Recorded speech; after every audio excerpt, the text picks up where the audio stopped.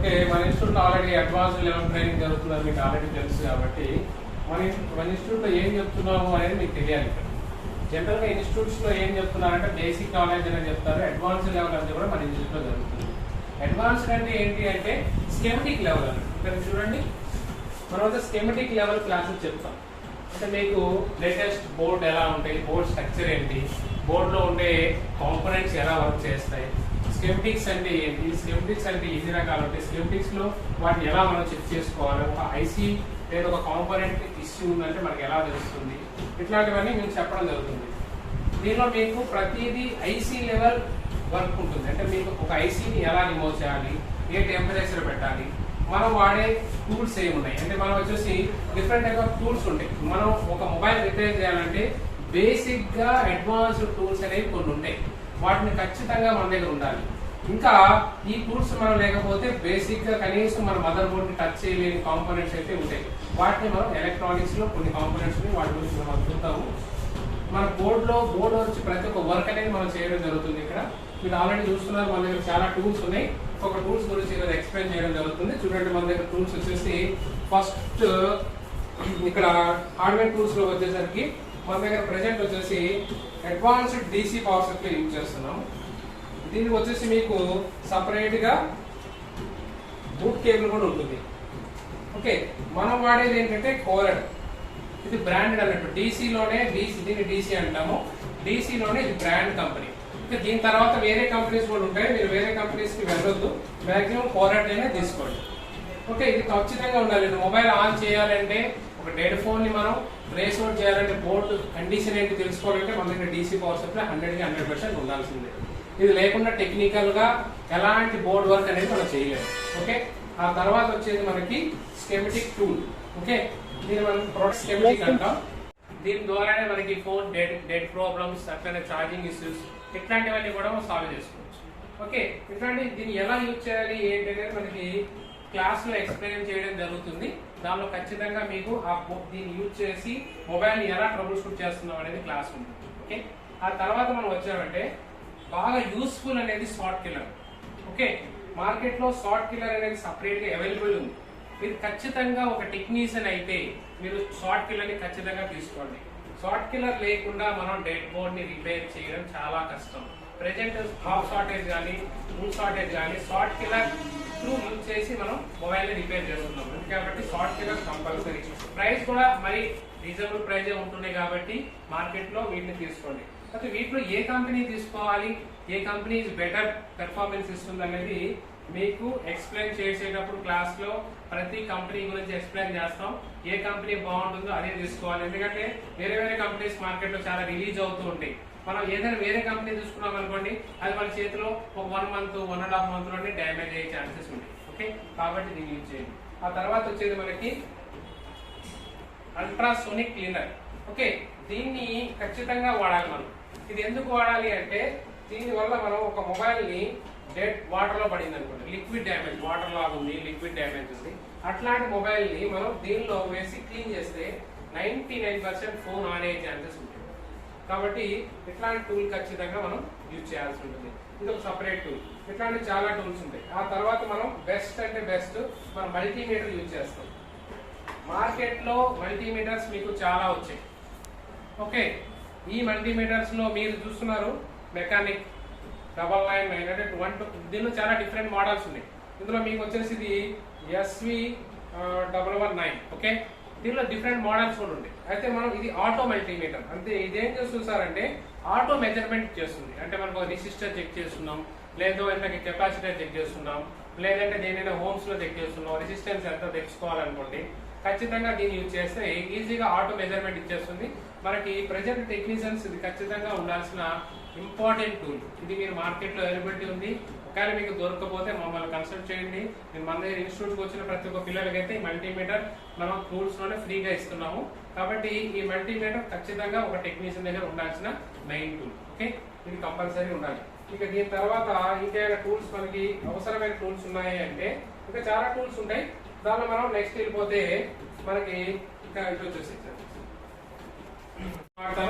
దానిలో మరి మీరు చూస్తున్న టూల్స్ లో చూడండి, ఇక్కడ సాల్వింగ్ ఐరన్ యూజ్ చేస్తున్నాను.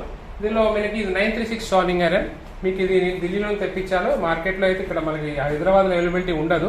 బట్ 936 తర్వాత ఇప్పుడు కొత్తగా T12 వచ్చింది, దాన్ని యూజ్ చేస్తున్నాం. T12 మనకి మన ల్యాబ్లో ఉంటుంది. మీరు ల్యాబ్లోకి వెళ్ళి చూస్తే మన T12 అనేది మనం యూజ్ చేస్తాం.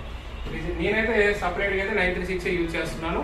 Both are is performance good. Okay, దీనిలో మీకు డిఫరెంట్ కంపెనీస్ ఉంది. దీనిలో మెకానిక్ ఈజ్ బెటర్ కంపెనీ ఉంది, ఆ తర్వాత సన్షైన్ ఉంది, డిఫరెంట్ కంపెనీస్ ఉంది. మీకు తర్వాత ఎక్స్ప్లెయిన్ చేస్తాను వాటి గురించి. ఆ తర్వాత సాల్వింగ్ ఐరన్, ఖచ్చితంగా మనకు సాల్వింగ్ ఐరన్స్ ఉండాల్సిందే, అది బెటర్ వెయిట్ ఉండాలి. ఇక దీని తర్వాత మీకు బెటర్ అంటే హోల్డర్, ఇది చాలా ఇంపార్టెంట్. హోల్డర్ అనేది చాలా ఇంపార్టెంట్. హోల్డర్లో మీకు PCB హోల్డర్ అనేది కంపల్సరీ. ఈ హోల్డర్స్ మీకు నార్మల్ హోల్డర్స్ కూడా దొరుకుతాయి, అవైలబిలిటీ ఉంటాయి. బట్ ఇది తీసుకుంటే మీకు దీనివల్ల యూజ్ ఏముంటుందంటే మనకు ఐసీ క్లీనింగ్ యూజ్ అవుతుంది. అట్లనే బోర్డ్ అనేది పర్ఫెక్ట్ గా దీనిలో కూర్చుంటుంది, ఏదైనా ఇష్యూ రాకుండా మనం దీనిలో చూసుకోవచ్చు. ఇప్పుడు బోర్డ్ డ్యామేజ్ కాకుండా ఉంటుంది. ఓకే, ఇక మనం వచ్చేసి మైక్రోస్కోప్స్, ఇది డిఫరెంట్ టైప్ ఆఫ్ వాడుతున్నాము. మన దగ్గర 4 టైప్ ఆఫ్ కంపెనీస్ మన మైక్రోస్కోప్ యూజ్ చేస్తున్నాం. అన్ని బ్రాండెడ్ వాడుతున్నాం. దానిలో ఇది రిలైఫ్ ఉంది, ఇక మన దగ్గర మెకానిక్ కూడా ఉంది, సన్షైన్ ఉంది, కైసీ ఉంది. డిఫరెంట్ కంపెనీ మైక్రోస్కోప్ యూజ్ చేశాను కాబట్టి నాకు ఏ కంపెనీ బాగుందని నేను చెప్పగలుగుతాను అన్నట్టు. ఓకే, దీనిలో బెటర్మెంట్ రిలైఫ్ కూడా బాగుంది, నేను యూజ్ చేస్తాను పర్సనల్ గా. ఆ తర్వాత మెకానిక్ మనం ల్యాబ్ లో ఉంది.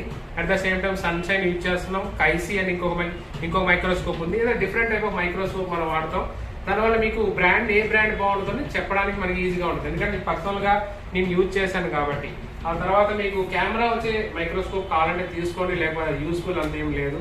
పర్సనల్ గా మీకు ఎవరికైనా మన ఇన్స్టిట్యూట్స్ వాళ్ళకి మాత్రమే కెమెరా యూజ్ అవుతుంది కాబట్టి మీకు అంతగా యూజ్ ఉండదు. మీరు వితౌట్ కెమెరా అనేది తీసుకోండి, బెటర్. ఓకే, ఆ తర్వాత మీకు టూల్స్ ఉంటాయంటే చిన్న టూల్స్ ఉంటాయి. దానిలో మనకి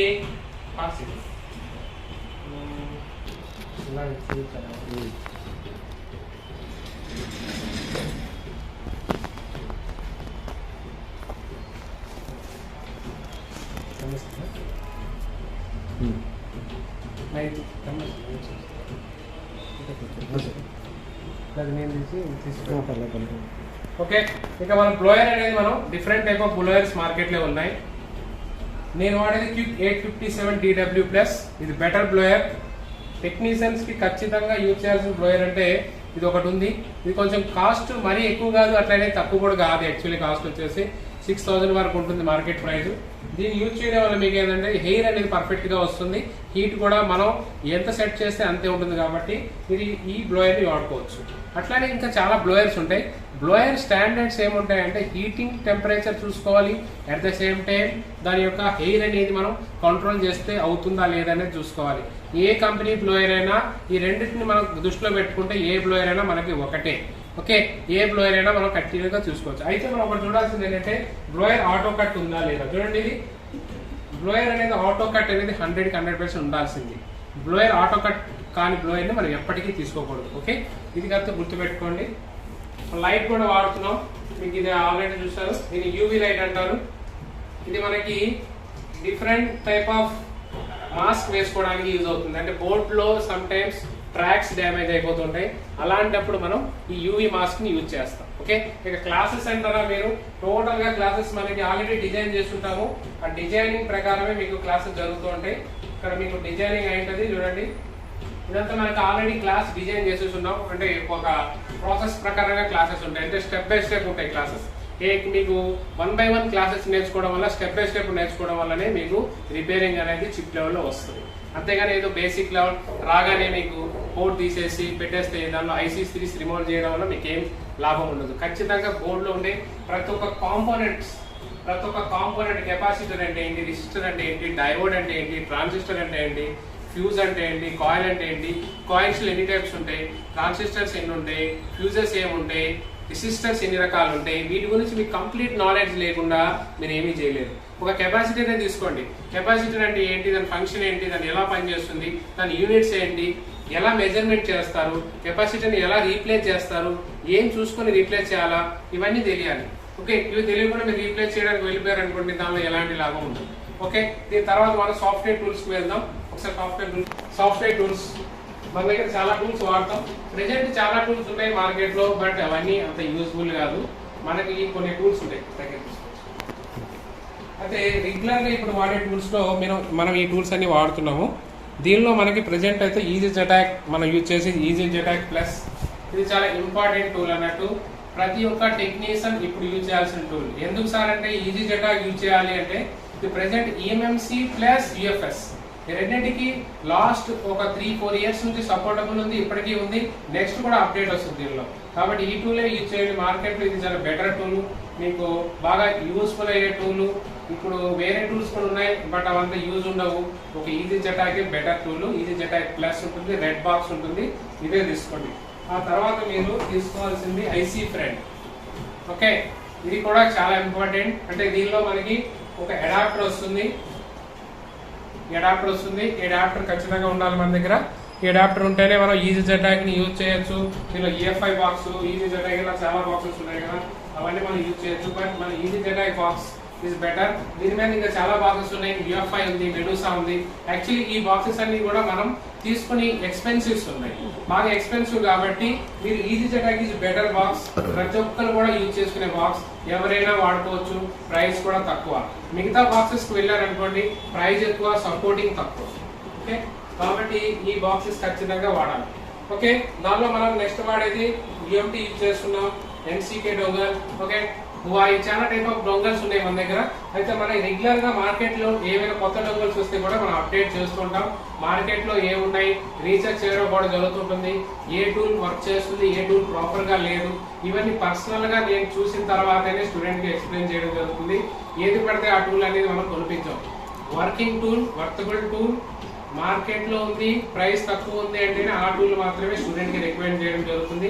ఊరికే డబ్బులు అనేది ఖర్చు పెట్టకపోయింది టెక్నాలజీ అన్నట్టు. ప్రతిదీ మనకి వాల్యుబుల్ టూల్స్ మాత్రమే యూజ్ చేస్తాము. ఏది యూజ్ అవుతుందో దాన్ని మాత్రమే కొనిపిస్తాను. అంటే మార్కెట్ లోకి వెళ్ళాక చాలా టూల్స్ దొరుకుతాయి మీకు. ఇన్స్టిట్యూట్స్ లో కూడా చాలా టూల్స్ పెడుతున్నారు. అయితే అన్ని టూల్స్ మనకి అవసరం లేని టూల్స్ పెడతారు.